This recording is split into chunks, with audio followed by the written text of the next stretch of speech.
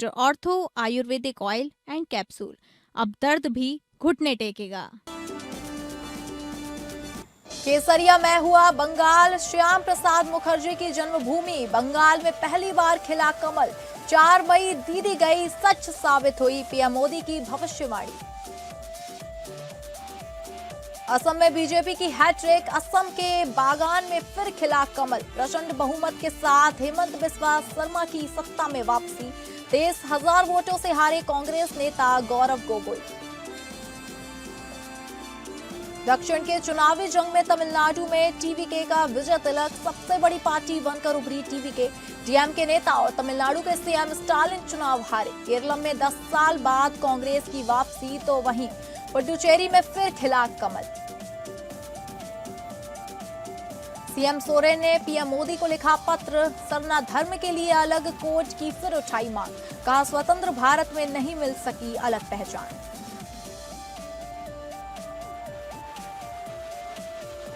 लखनऊ में नियुक्ति पत्र वितरण कार्यक्रम में सीएम योगी ने यूपी की आर्थिक स्थिति और प्रशासनिक बदलाव को लेकर किया बड़ा दावा। सीएम योगी ने कहा बीमारू से रेवेन्यू सरप्लस राज्य बना यूपी। सीएम योगी ने सपा और कांग्रेस पर किया हमला। 2017 में सरकार बनने के समय खजाना खाली था, वित्तीय अव्यवस्था चरम पर थी।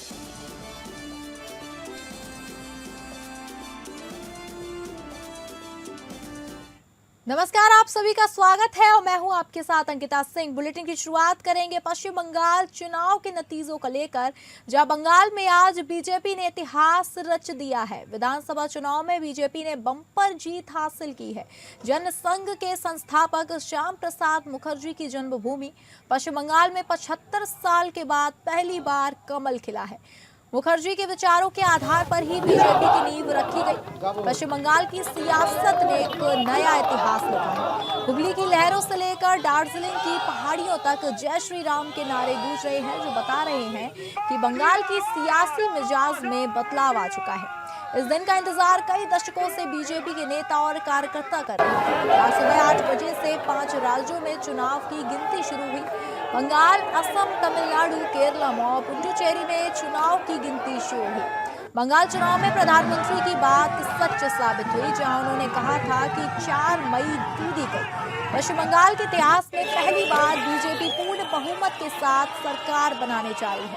आपको बता दें, पश्चिम बंगाल में 2 चरणों में चुनाव कराए गए। पहले चरण का मतदान 23 अप्रैल को, जबकि दूसरे चरण का मतदान 29 अप्रैल को संपन्न हुआ।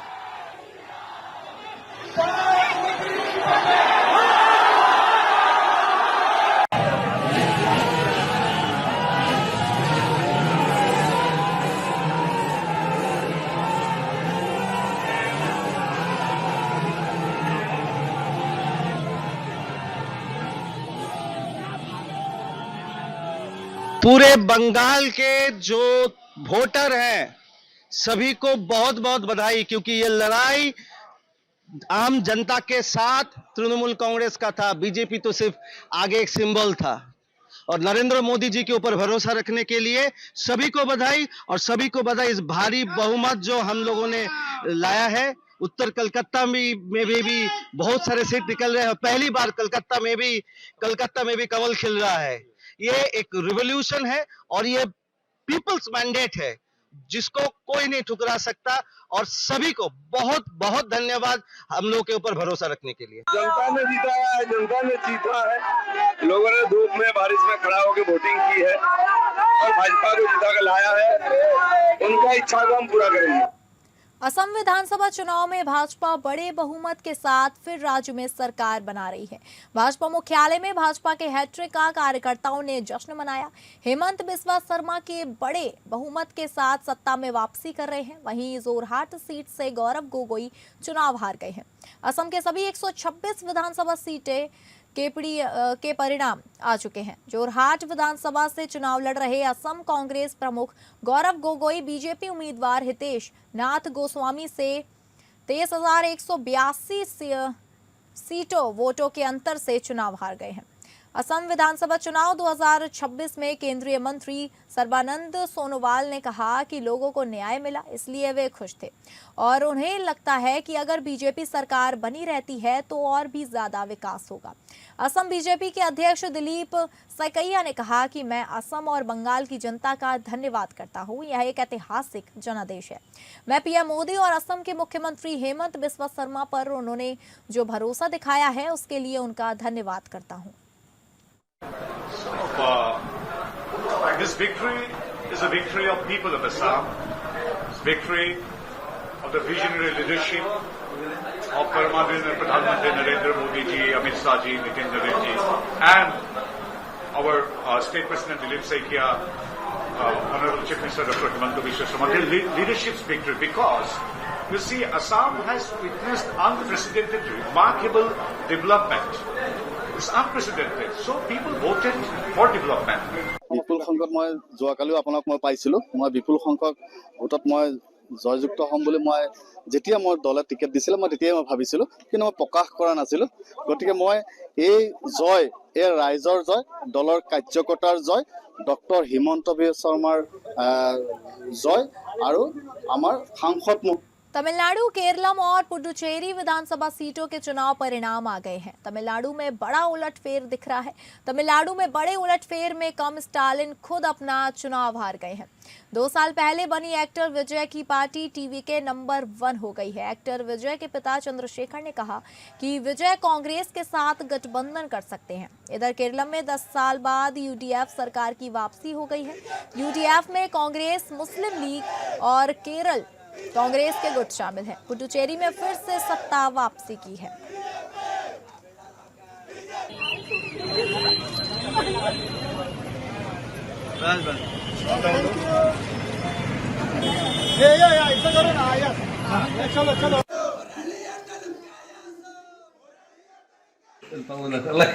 അടൂർ നിയമസഭാ മണ്ഡലത്തിലെ ഐക്യജനാധിപത്യ മുന്നണി സ്ഥാനാർത്ഥിയായിട്ടുള്ള ഈ വിജയം യുഡിഎഫിന്റെ കൂട്ടായ പ്രവർത്തനത്തിന്റെ വിജയമാണ്. അടൂർ നിയമസഭാ മണ്ഡലത്തിൽ നഷ്ടപ്പെട്ടുപോയ വികസന സ്വപ്നങ്ങൾ യാഥാർത്ഥ്യമാകുവാൻ. This is not a new beginning. This is a party that has fought both the CPM and the Congress for many years, and it is for the first time that we are seeing the party being supported by people across the board. We saw that in the local body elections. Okay, he is my leader. He has to decide. He has to tell the replay for all these things. More than 20 years, he was planning. അനുഭവിച്ച കഷ്ടപ്പാടുകൾ, വേദനകൾ എത്രയോ youth കോൺഗ്രസിന്റെയും KSUവിന്റെയും UDFന്റെ മറ്റു യുവജന സംഘടനകളെയും പ്രവർത്തകരെല്ലാം ഭീകരമായിട്ടുള്ള അക്രമത്തെയും കള്ളക്കേസുകളെയും നേരിട്ട ഒരു കാലഘട്ടമായിരുന്നു. The undemocratic rule of CPM is one of the major factors. Secondly, the Rahul Gandhi announced 5 guarantees. That guarantees also helped us a lot. And also, the people want a political change. That is why the CPM was. Raipur में उप मुख्यमंत्री अरुण साव ने पश्चिम बंगाल के चुनाव परिणामों को लेकर बड़ा बयान दिया है। उन्होंने टीएमसी पर निशाना साधते हुए देश की राजनीतिक दिशा को लेकर भी टिप्पणी की। अरुण साव ने कहा कि पश्चिम बंगाल की जनता ने खेला कर टीएमसी को टाटा बाय बाय कर दिया है। उनके अनुसार चुनाव परिणाम ये स्पष्ट संकेत दे रहे हैं कि देश में राजनीतिक माहौल बदल रहा है। उन्होंने आगे कहा कि आने वाले समय में देश भगवामय होता दिखाई दे रहा है, जो जनता के विश्वास और बदलाव की इच्छा का परिणाम है। उप मुख्यमंत्री ने इसे बेहतर शासन और नई दिशा की ओर बढ़ते भारत की झलक बताया और कहा कि लोग अपरिवर्तन के पक्ष में हैं। असम में इतिहास बना है। लगातार तीसरी बार कांग्रेस के सारे हथकंडों के बावजूद हमारे लोकप्रिय मुख्यमंत्री को व्यक्तिगत रूप से बदनाम करने का षड्यंत्र किया। उन सारे षड्यंत्रों को असम की जनता ने धता बताया और इतिहास बनाते हुए लगातार तीसरी बार असम में भारतीय जनता पार्टी और एनडीए की सरकार बनने जा रही है। वहीं पुडुचेरी में भी एनडीए की सरकार बनने जा रही है और तमिलनाडु में भी सनातन को गाली देने वाले सनातन को अपमानित करने वालों को तमिलनाडु की जनता ने करारा सबक सिखाया है। छत्तीसगढ़ विधानसभा अध्यक्ष डॉक्टर रमन सिंह इन दिनों राजनांदगांव जिले के दौरे पर हैं। अपने प्रवास के दौरान उन्होंने शहर के प्रसिद्ध मां शीतला माता मंदिर में पूजा अर्चना कर आशीर्वाद लिया। इसके बाद उन्होंने विधानसभा अध्यक्ष निवास में भाजपा कार्यकर्ताओं और पदाधिकारियों से मुलाकात भी की। इस दौरान पत्रकारों से बातचीत में डॉक्टर रमन सिंह ने पश्चिम बंगाल सहित अन्य राज्यों के चुनाव पर अपनी प्रतिक्रिया दी।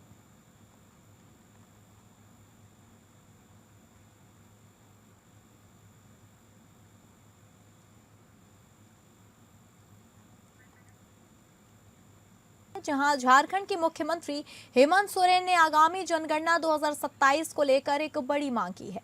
सीएम हेमंत सोरेन ने प्रधानमंत्री मोदी को एक विस्तृत पत्र लिखकर आदिवासियों की अलग पहचान के लिए सरना धर्म कोड को जनगणना में शामिल करने की मांग की है।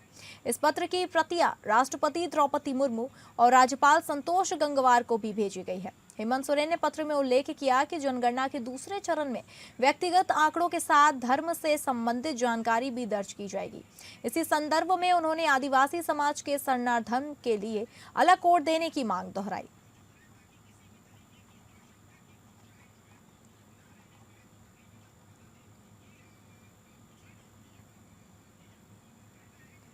छत्तीसगढ़ के बलरामपुर जिले के प्रवास के दौरान मुख्यमंत्री विष्णुदेव साय ग्रामीण स्वरोजगार प्रशिक्षण संस्थान पहुंचे, जहां उन्होंने प्रशिक्षण ले रही महिलाओं से सीधे संवाद किया और उनके कार्यों की सराहना की।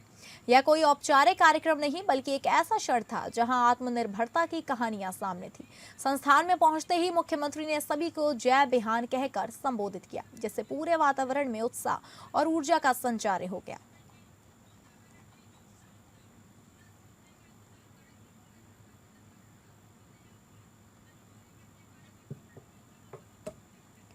जसपुर प्रवास के दौरान मुख्यमंत्री विष्णुदेव साय का एक अलग ही अंदाज देखने को मिला, जब वे अचानक स्कूल परिसर पहुंचे और बच्चों के साथ मैदान में उतरकर क्रिकेट खेलने लगे।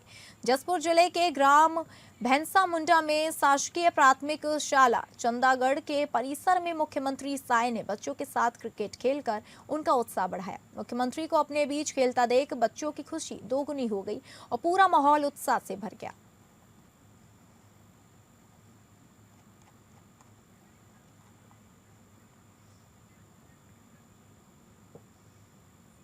छत्तीसगढ़ के मुख्यमंत्री विष्णुदेव साय ने कहा कि गर्मी के दिनों में आयोजित सुशासन त्योहार का शुभारंभ 1 मई से हो गया है, जो 10 जून तक चलेगा।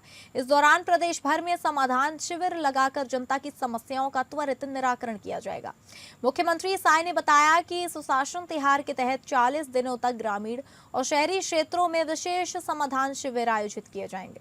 इन शिविरों के माध्यम से आम जनता की समस्याओं का मौके पर ही समाधान किया जाएगा, ताकि लोगों को सरकारी दफ्तरों से एक जगह चक्कर ना लगाना पड़े। अभी गर्मी का दिन है और गर्मी के दिनों में लोग थोड़ा काम वाम भी ज़्यादा नहीं होता है, तो फुर्सत में भी रहते हैं और इसीलिए सुशासन त्योहार का आयोजन किए हैं। 1 मई को इसका शुभारंभ हुआ है और 10 जून तक चलने वाला है, कुल 40 दिन तक चलेगा। सहकारी समितियां एवं पंचायत लेखा परीक्षा विभाग के नव चयनित लेखा परीक्षकों को नियुक्ति पत्र वितरण कार्यक्रम में मुख्यमंत्री योगी आदित्यनाथ ने उत्तर प्रदेश की आर्थिक स्थिति और प्रशासनिक दबाव को लेकर बड़ा दावा किया। उन्होंने कहा कि 2017 से पहले यूपी की छवि ऐसी थी कि कोई बैंक कर्ज देने को तैयार नहीं था, लेकिन अब राज्य रेवेन्यू सरप्लस बन चुका है।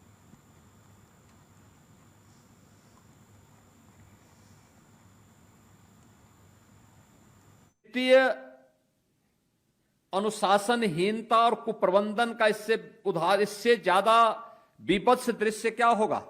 आप लखनऊ में जब यहां से निकलते होंगे, सामने एक बिल्डिंग, ऊंची बिल्डिंग दिखाई देगी आपको, उसको कहते हैं जेपीएन सेंटर।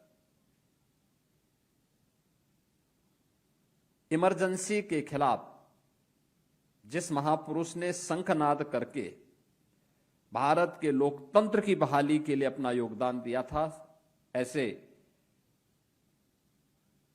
जयप्रकाश नारायण जी के नाम पे वो सेंटर 2017 के पहले समाजवादी पार्टी की सरकार में बनना प्रारंभ हुआ। लखनऊ में मुख्यमंत्री योगी आदित्यनाथ ने सोमवार को जनता दर्शन किया। इस दौरान उन्होंने प्रदेश भर से पहुंचे फरियादियों से मुलाकात की और आश्वस्त किया कि सरकार हर उचित समस्या का समाधान कराएगी। जनता दर्शन में माता पिता के साथ आए बच्चों की शिक्षा के बारे में पूछा और अभिभावकों से कहा कि बच्चों को अवश्य पढ़ाइए। शिक्षित बच्चा ही समृद्ध भारत का निर्माण करेगा। अवैध कब्जे की शिकायत पर मुख्यमंत्री सख्त हो गए। उन्होंने तत्काल जांच कर दोषियों पर कड़ी कार्रवाई के निर्देश दिए।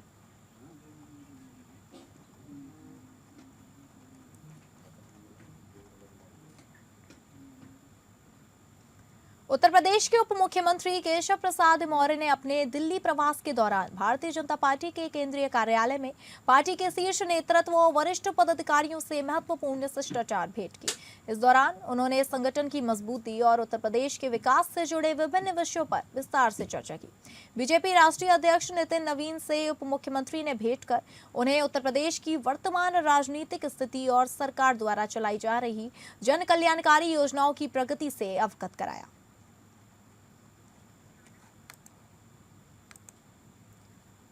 तो फिलहाल इस बुलेटिन में इतना ही। नमस्कार।